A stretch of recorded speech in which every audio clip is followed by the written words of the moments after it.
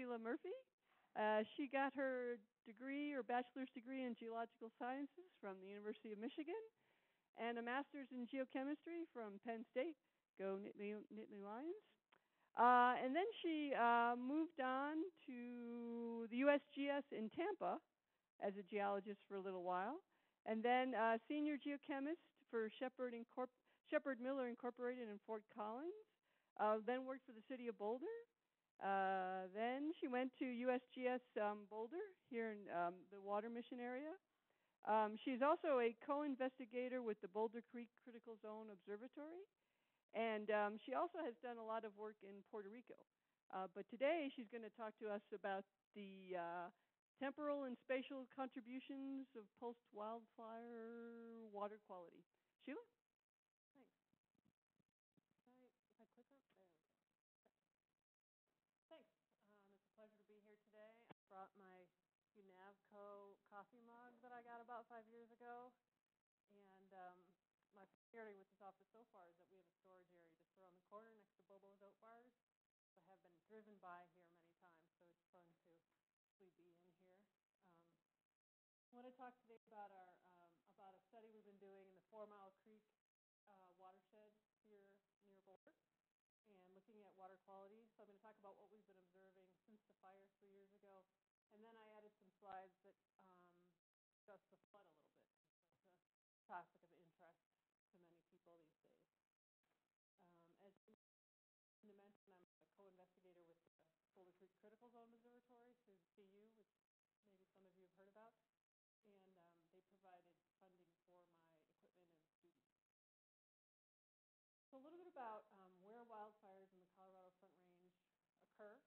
This is a map showing elevation and cover from 2006. And you can see several of the fires, some big fires since 2000. The biggest is the Hayman fire, which happened in 2002. And our Fourmile fire you can see up there in Boulder County is the one I'll talk about today. And then the High Park fire and the Waldo Canyon fire are two other big ones. So the yellow, red, okay, yeah. So here's the Fourmile fire in 2010 that I'm going to talk about. You'll notice that these fires typically occur, not a big surprise, in forested areas. If you look at a 2000 land cover map, this is mostly green, where the Hayman fire is, so it's in stages of recovery now, mostly a more grassy area. It'll be the USDA is getting a new land cover data set this December, so it'll be interesting to see how it looks. But why do we care about water quality? Well, this is a map prepared by USDA, forest to faucets, looking at where does the nation get its water quality from? Where is it a concern? Because these blue areas are what they've ranked as very high importance when it comes to providing surface water for drinking. So, and that's based on how many people they serve and where the intakes for water supply are. So you can see, again, not surprisingly, it's forested areas, and those are what is prone to wildfire. So what we wanted to do was do a pretty thorough study on how a wildfire can affect water quality.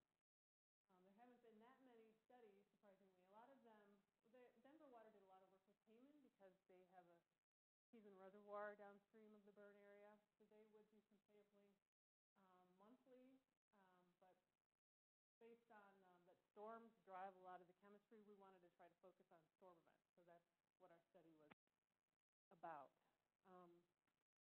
Just to put us in context a little bit, I was wondering beforehand if you guys were in or not in the Boulder Creek watershed, and I found out from putting your GPS coordinates, they're right on the edge.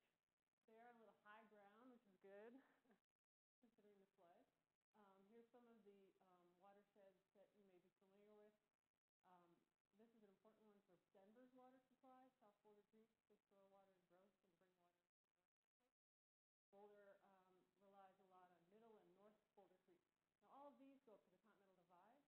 They get a lot of snow. The Fourmile Creek watershed does not reach the divide, so it doesn't quite get the snowpack, and so it's not as important as a water supply provider. It doesn't have as much snow to generate, because that's what we all rely on, is stored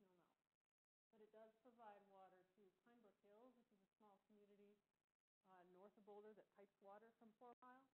And also a lot of people that live up there rely on shallow wells. Um, so it's important for water supply, but it also is just great to be able to be so close to a place where you can study the chemistry, provide that information. So a little bit about that fire. 3 years ago in September, it was about 6,400 acres. At the time, it was the most expensive fire in Colorado history, but it has since been dwarfed by Waldo and High Park. Nonetheless, it was a big deal. Here's some photos right after the burn area. So you can see from the surface it's just totally scorched. Here's a hill slope up in the burn area. You can see a lot of ash left at that time. And you can see how patchy it was. Here's severely burned area right next to this area was not burned at all. So that's pretty common in this fire, which burned most of that area in one day. It was so fast. This is a map showing burn severity based on Landsat. So they do Landsat before. They have Landsat before and then Landsat after, and then they compare the difference in the reflectance and estimate how badly burned various areas are. So here's the mouth of the watershed, and then the red is very burned. And some areas within that outline weren't even burned at all. Fire started right about here, and then with the winds moved this way and that way. So we decided to focus on trying to get a few sites with water quality. We have picked 2 sites upstream of the burn area as a control, 1 site just within, and then the edge, and then down here at the mouth for looking at transport of any contaminants. This is the site of where our USGS gauging station had been historically. It was closed in '95 when a lot of steam gauges unfortunately were closed, but the USGS and Urban Drainage and Flood Control District worked together to put a new gauge in there and another gauge here to provide a flood warning system. So I have discharge there at gauges, and then I installed water level loggers up here to estimate.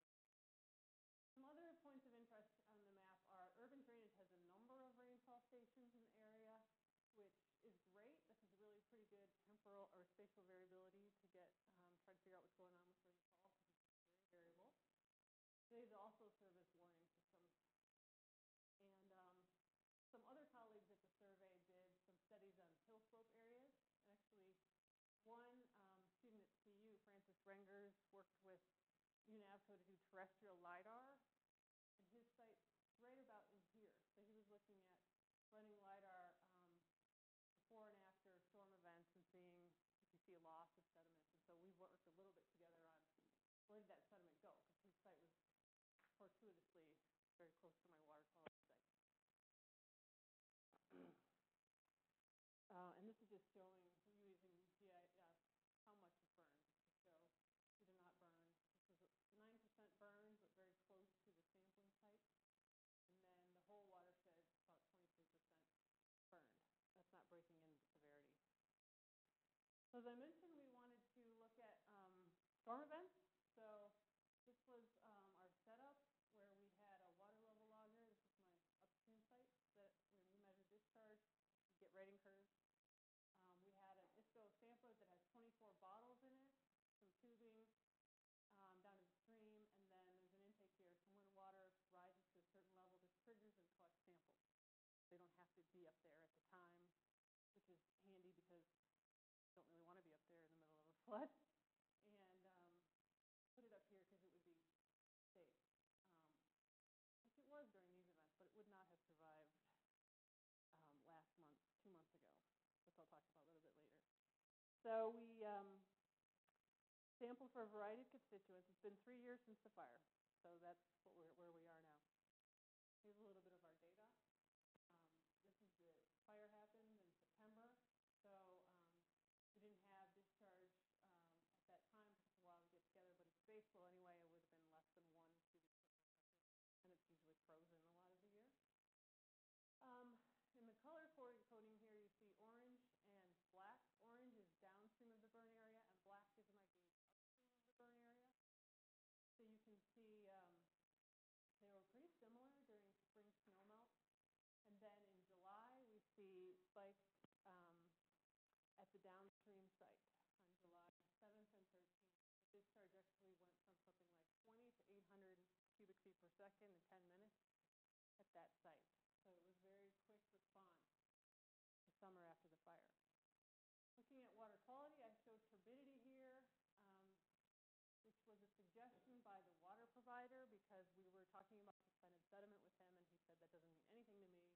Regulations are about turbidity, so we bought a turbidity sensor, which is great because it's so much easier to do than sediment. And we can make a pretty good correlation between the two.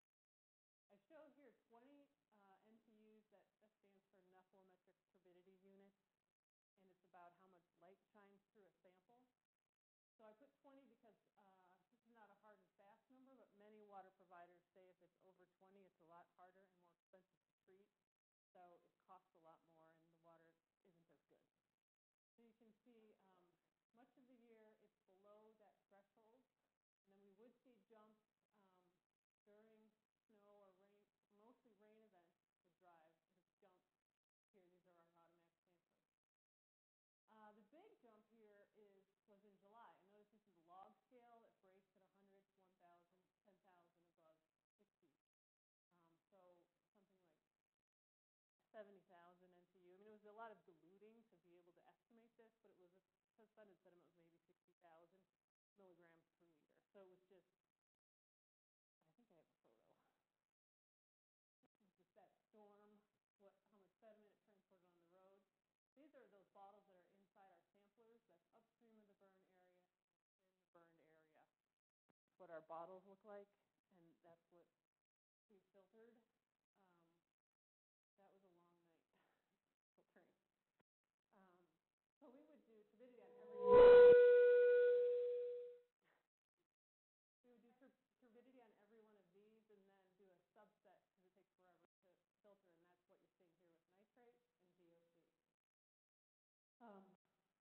So about the DOC, you can see that they weren't all that. I haven't really had time to really get into what's going on here, but what you can see is generally similar. We see a rise in snow melt, which is typical, not particularly fire-related.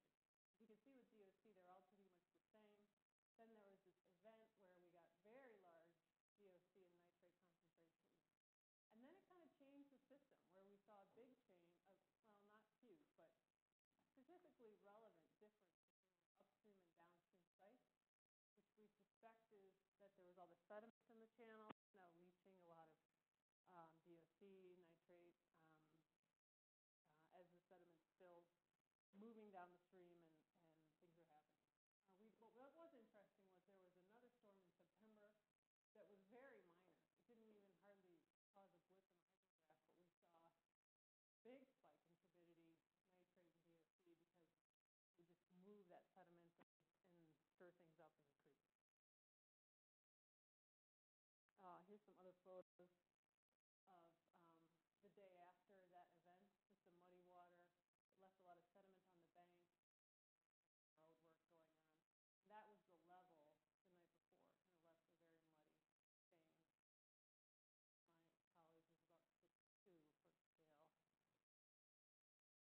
foot scale. So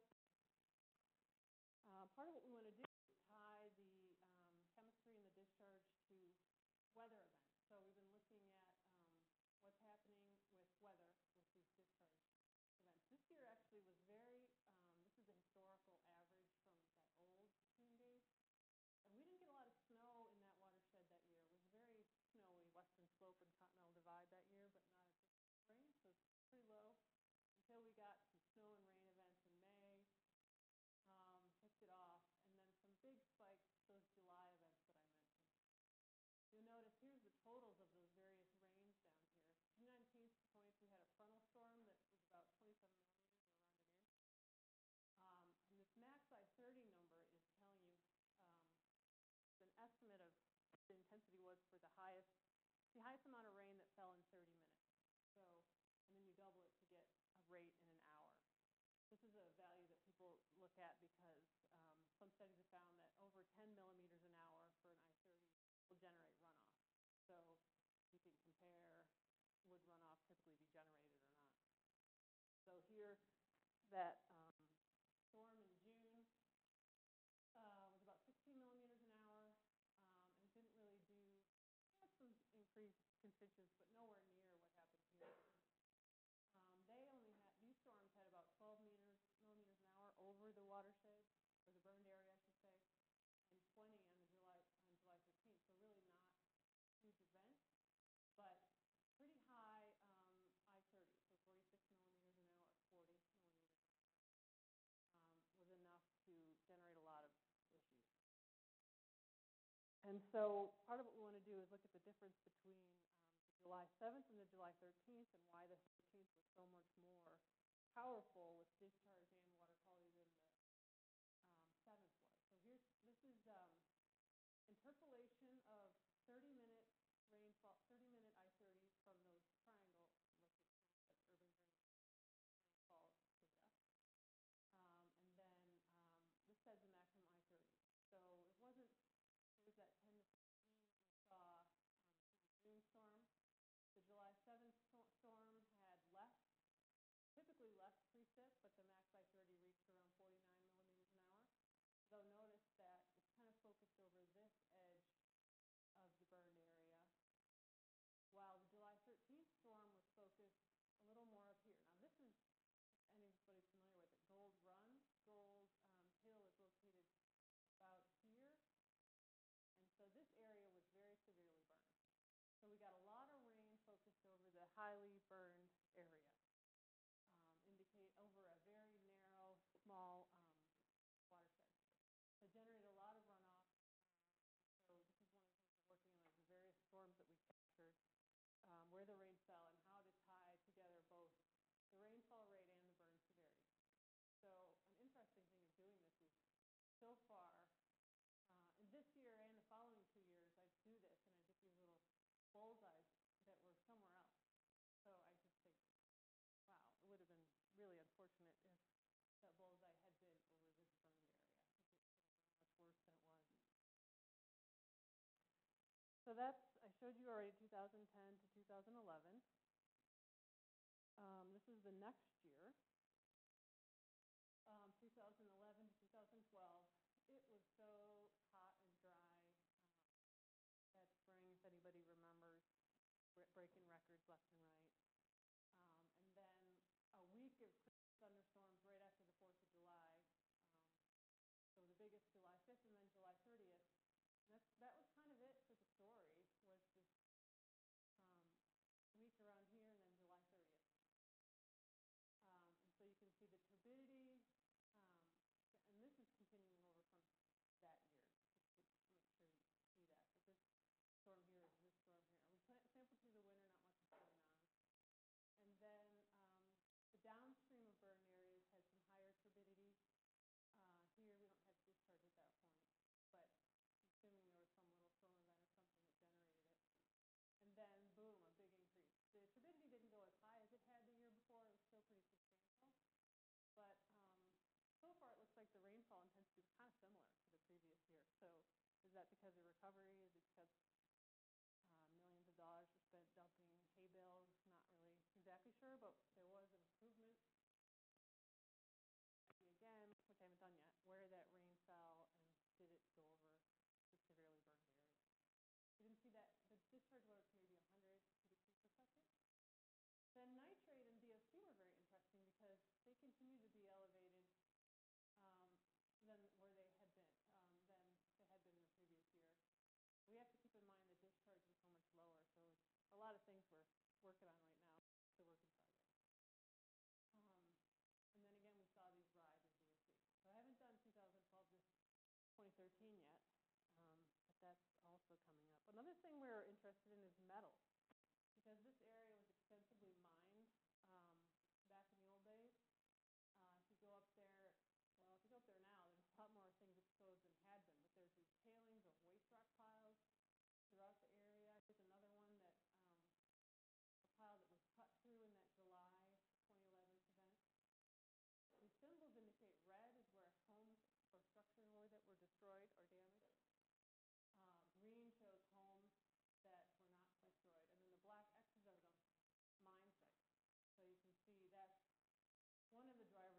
study here was what happens when a wildfire is a historically mined area. We were interested to see that in the first year after the fire, the dissolved metals were pretty low. We didn't see any exceed the primary drinking water standard. We did see a number of secondary standards, which are standards based on taste or how well the water could wash your clothes. If it has high manganese, it doesn't do a very good job. That exceeded the secondary standards of these aluminum, iron, and manganese during those high-intensity storms and in that period afterwards. Total metals were also usually low, except for during these events. And that can be a big problem if you have a big reservoir downstream. So you're trapping all those metals, and that can kind of change the chemistry of the reservoir and lead to problems for drinking water. What was interesting was the Temporal Hills had this small reservoir downstream, and they didn't have a lot of problems. The big problem they had the first year was that their intake was blown out by that flooding event. Once they repaired that, they weren't having too many water quality problems until recently that they're having problems with manganese. So another issue that we're exploring with him about that. So moving on to more recent history, this is that discharge in 2011. Here's a comparison of 2012, where it's just, we didn't have hardly any snow, so we didn't really get a bump in having a melt period because there wasn't any. Then that July craziness for a little bit, and then nothing. 2013 was a good year. We had a lot of snow and rain.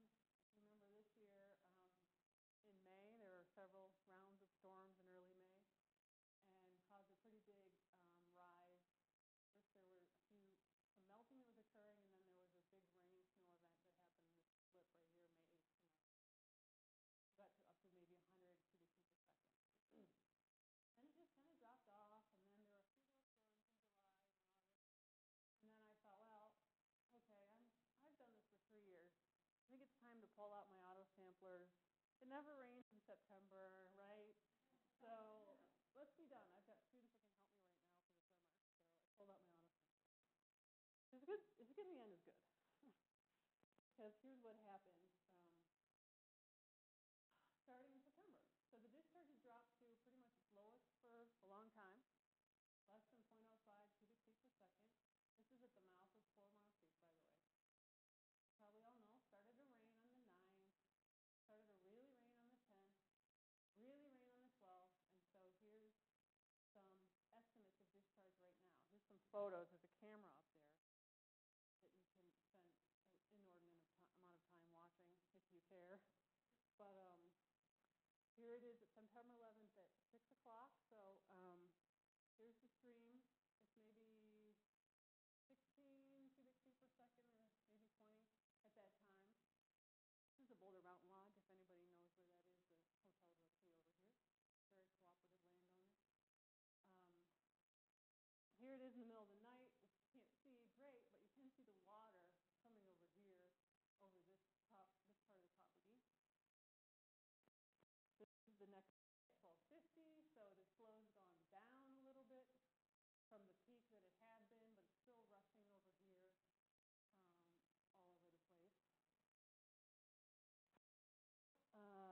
Around midnight that night, so we don't have any more photos. And then this is when they were able to get, we couldn't get anywhere for a long time. So when the guys got up there again, we set up the camera. Here's the damage sustained to that side of the property. And so they've gone out and made indirect estimates to see what was the peak at that location. And I think this is going to get revised because they're thinking it was over 2,300 cubic feet per second was really the peak. I'm familiar with this, but we just didn't have the rating curve to bring it up to that high. So to be continued. The lodge was fine, by the way, if you're curious. They had some water come into a few of their rooms off the hill slope, but they're very relieved. Oh, this is bad. That's bad, but the lodge stuff's okay. Here's some photos. Fourmile Creek below Gold Run. This is a really interesting photo blog that I found of somebody who lives up there who was able to just walk up and take some photos. This is a black swan mill, if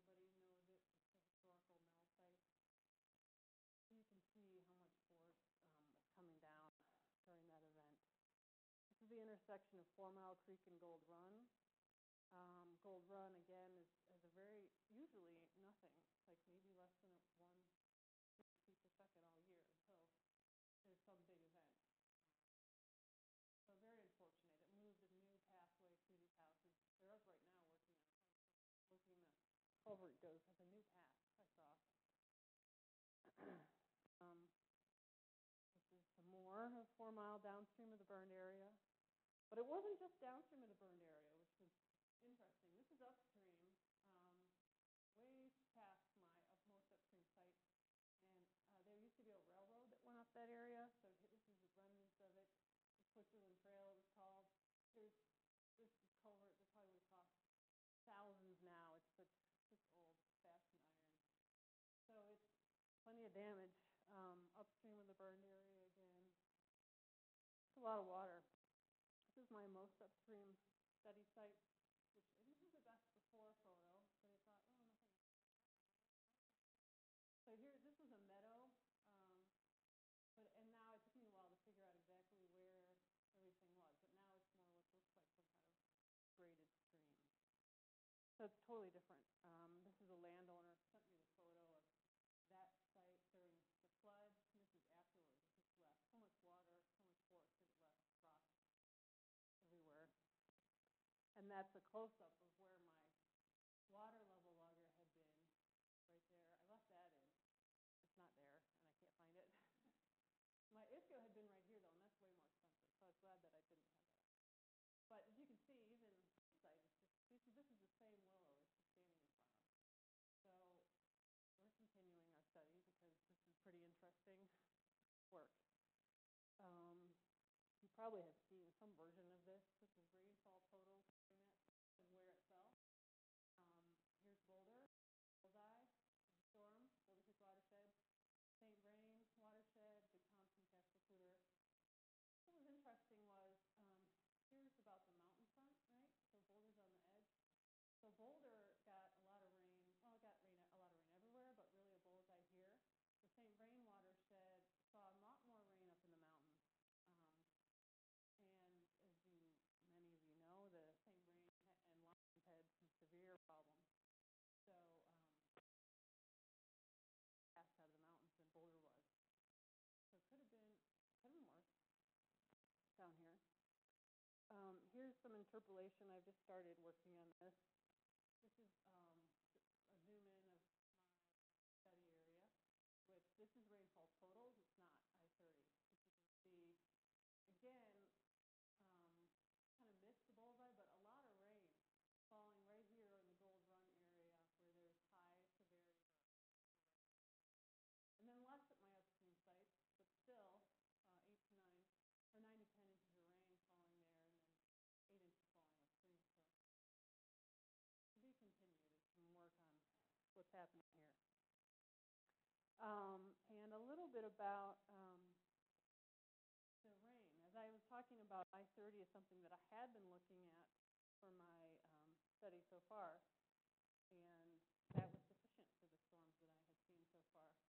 But an I-30 of that storm that hit here was pretty unremarkable. It would have been, the maximum I-30 I saw was about 14 to 44 millimeters an hour, which is, I forgot to mention, that's about what they estimate is a 2 to 5 year recurrence, or a storm that can happen. It's got a 20 to 50% chance of happening in a year. So if you only looked at I-30 for that storm, it wouldn't have looked like a big deal. The story was, though, that it went on and on and on. So this is rainfall that fell the maximum rainfall that fell over 6 hours. This is what some flood modelers use to look at a watershed. So red, the Boulder Creek watershed, and blue is the St. Vrain watershed.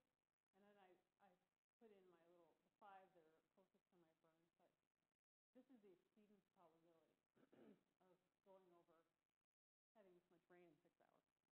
So you can see some of the most highest elevation sites are less than 10, but some of these sites in the St. Vrain and in Boulder Creek watershed have the risk of 1 in 1,000 that you would have that kind of event. So the burn area kind of fell around the 1 in 100 chance of happening, but had a much bigger response.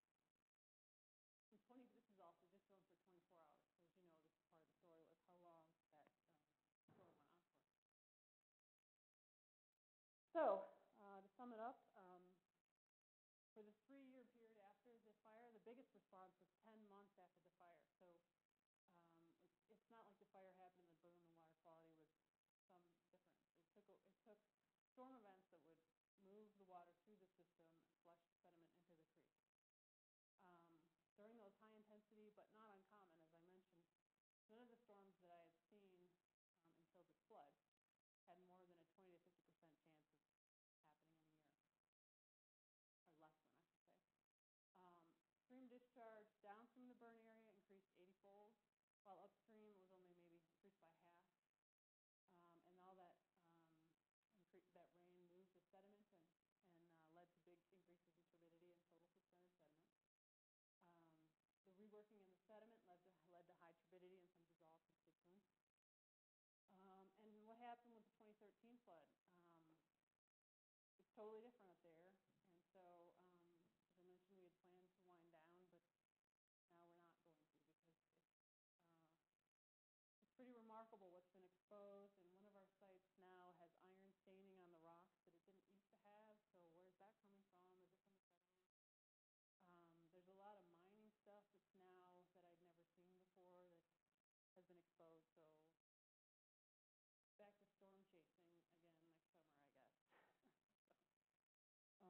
That's all I had. Oh, I have one last slide.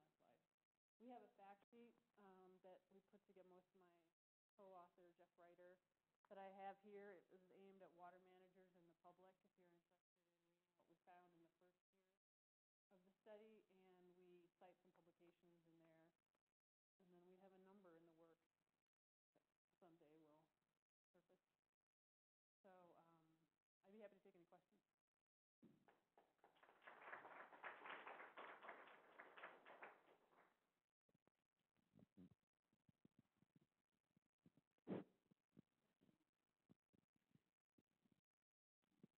So looking at your pictures and thinking about all the rain that came down, is there any sediment left? Or let's say there's at least any ash left and then any sediment left, or is it all gone? No, what's interesting is, and I need to point that out, in the last event, in that first event, some of the photos, you see all this mud, right? And we're like, wow, it's so bad, it's awful. Just how much mud was everywhere. Right. So the dramatic part was the mud that's all over the road.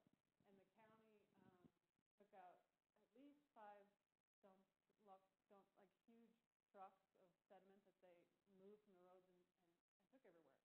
It was totally different this time.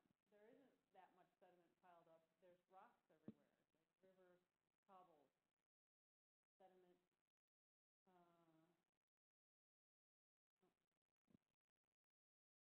It's a lot of these cobbles that got moved, transported. So the sediment may have just, it's in Evan G. Fine Park downtown. It's, it's all along Boulder Creek through the town. And actually they've had to truck 5 truckloads up to Fourmile as fill material to fill in all these holes that the storm has left. So it'll be interesting to see if there's any sediment next year, if we just have nothing coming down, or I don't know. But I have some colleagues who are have been looking at the sediment to do some cosmogenic dating, and so they were like, oh, where's the sediment this time? There's not as much to collect. There's some, but it's a whole different story this time. Any more questions?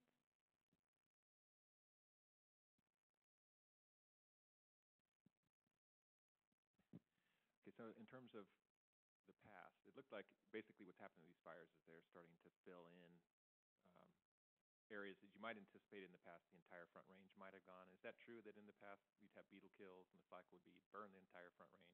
And should we expect the rest of it to go at some point?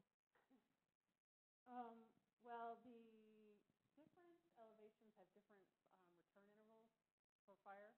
So the Fourmile fire is at an elevation that's supposed to have a pretty frequent fire return interval. So maybe every decade or something, somewhere there's a fire or something like that. Higher up in the mountains, you can see that there were fewer, but that's a longer recurrence interval. So it depends on what elevation you're talking about. And some people have argued that fire suppression has decreased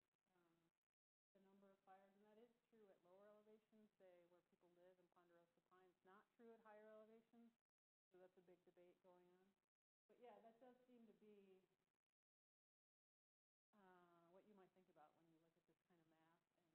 And there have been increasing fires in recent years. It's not my area of study, but a lot of people have looked at that. But there are also maps that should have shown this, like of wildfire risk, where people think the risk is going to be. It's going to be probably where there hasn't been a fire lately, or where people are, adds to it too.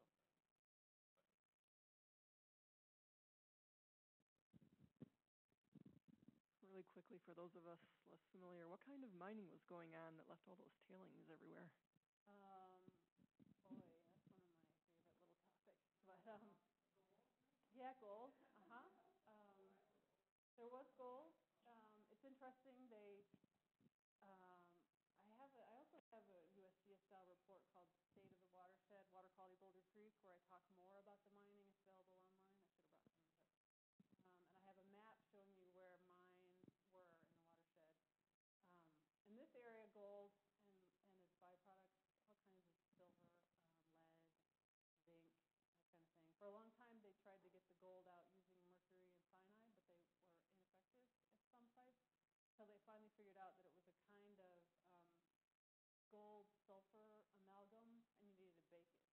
So once they figured that out, then increased mining it in that location. So then they would bake off the sulfur rather than when it happened. Started with placer mining in. I'll show you some photos I passed on at the end. It is favorite topic of mine. I used to work in mining consulting. They did tailings or placer mining at many locations starting in 1859. That's actually the first place gold was discovered in Boulder County was in Gold Run, down stream of Gold Hill. And then this is one of my sites. It's nothing like this anymore. So they would do placer mining where they would blast away the rock and then placer mine and pass it through those slices and drop off the gold. So that would have been the first kind of mining they did. Then I think it was the 1870s that people figured out to use different chemicals to leach out load from the rock. And then, so I think the big spike around here was maybe 1900. Yeah. And then it kind of went on and up and down for a few years depending on gold. The price of gold was adjusted and not adjusted. And then during the war, you had to shut down all gold mines. Gold Mining Act of 1942. So that's kind of when it really ended. But then there was a guy who just sold part of this property to the county, open space, who was kind of tinkering around up there when I first was up there and told me if I had a rich uncle, then there was still a lot of gold at that mine. But now he sold it to the county. That mine will no longer generate anything. Tungsten, yes. Tungsten was a little more up there and really focused around Netherlands. Actually, you can check out the State of the Watershed thing. They have a map showing you where the tungsten mines were and then the gold mines. So the tungsten was kind of at the south end of the Fourmile watershed, more focused around Netherlands. I don't know if he still has the mineral rights or not. Theoretically, yes, he could. Yeah, if anybody, yeah. That's right.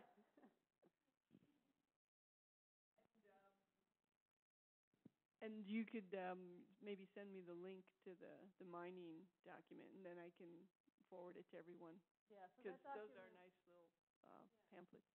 That document was the city wanted to look at what are water quality issues and is water quality better or worse now than it